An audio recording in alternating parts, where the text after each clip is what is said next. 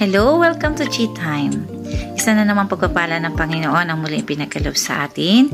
Isang biyayang sa Kanya lang nagmumula, sa Kanyang kapangyarihan at sa Kanyang kalooban. Sa bawat araw at sandali ng ating buhay na patuloy nating ibinibigay ang ating mga panahon hindi lang sa ating sarili, sa ating kapaligiran, sa mga nilikha ng Diyos na ipinahabilin para sa atin.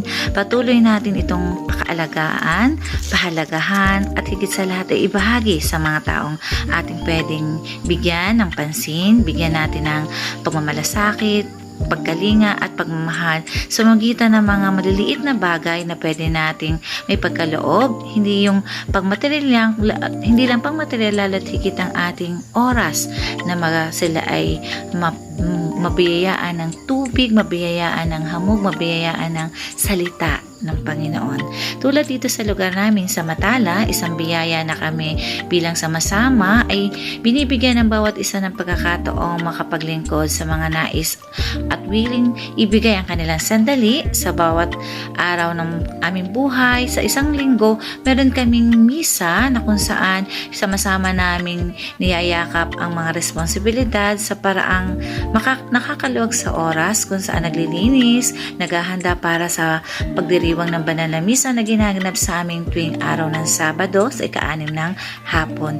Dito ay sama-sama namin pinagtutulungan ng mga bagay na nais naming ihandog at ialay sa Panginoon sa pamamagitan ng pagpapaayos ng paglilinis ng simbahan, paglilinis ng chapel, paglilinis ng aming mga sarili at pagkalinga sa mga pangangailangan na maaari magdulot sa mga taong dito ay makikinig, makikisama at makikihalubilo.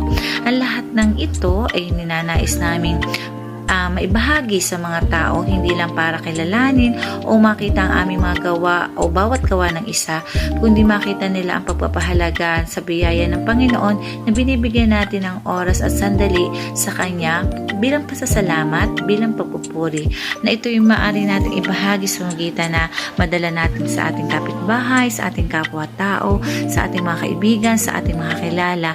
At ito ang ginawa namin sa pamamagitan ng aming paglalakbay sa pamamagitan ng Mahal na Ina. Bawat isa sa amin sa bahay-bahay, pinagkalooban namin ang nais magpapasok nung panahon pang bago dumating ang pandemya. Ibinigay namin ang pagkakataong sila makapag-alay ng panalangin, turuan ng pagdarasal sa pamagitan ng pag-rosaryo, pagcha-chaplet, pamagitan ng 2,000 Hail Mary at sa mga pagkakataong may okasyon sila na nais nilang papasokin ang biyaya ng panalangin para sa kanilang tahanan. Isang biyayang bago dumating ang pandemya, natulungan ng mga tao na ihanda upang sa oras ng pagsubok, pagkalungkot, pagkawasak, payaya ng pagkawala o biyaya ng mga hindi naasahan natin na magaganap dito sa ating paligid, nandun yung kanilang kapit at tatag sa pananalangin.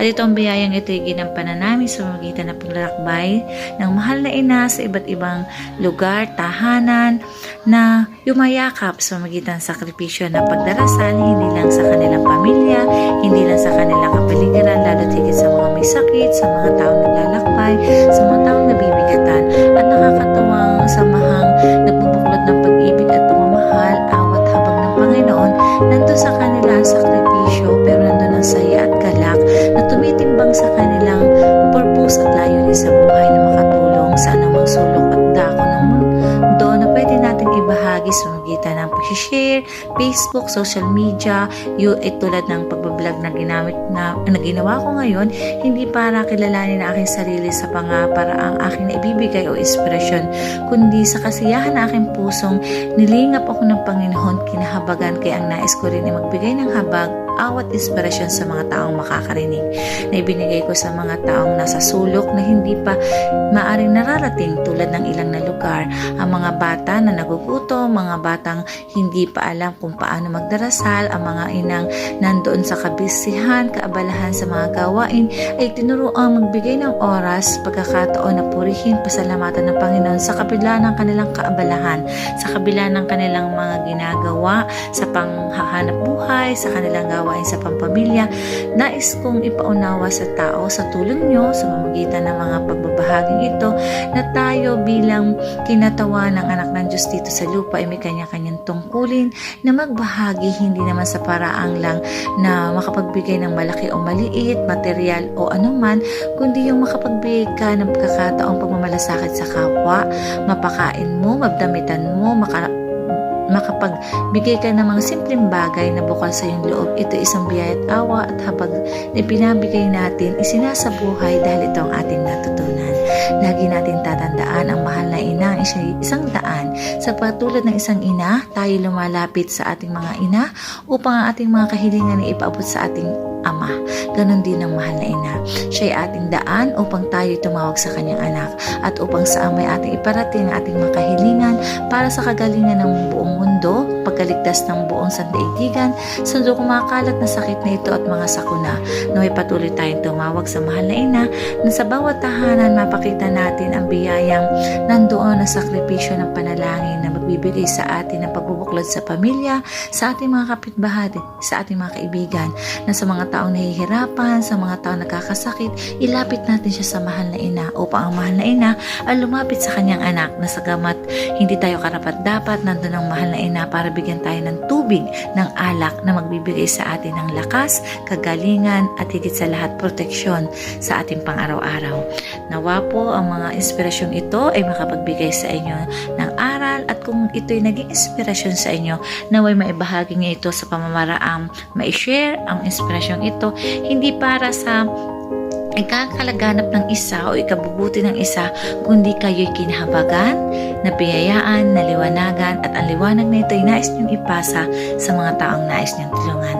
At lagi po natin tatandaan, lagi ko sinasabi, ang Mama Mary ay isang biyayang ina ng langit at lupa. Minamahal niya tayo sa anumang aspeto ng ating pagkakamali at pagkukulang. We always remember, Mama Mary loves you, me too. Kaya ang pagmamahal ng isang inang tulad ko ay nais ko din maipadama sa mga tao at sa mga bata, magulang, at anumang aspeto ng buhay meron dito. Ang pagmamahal ng inay, laging ating yakapin at ating tanggapin sa pagitan ng kanyang pagmamahal at panalangin.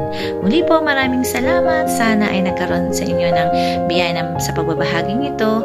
Dito sa G-Time ay matanggap nyo ang biyaya nagmumula sa kanyang kalooban at sa kanyang pagkalinga, awa at habag. Marami pong salamat. God bless everybody. It's G-Time.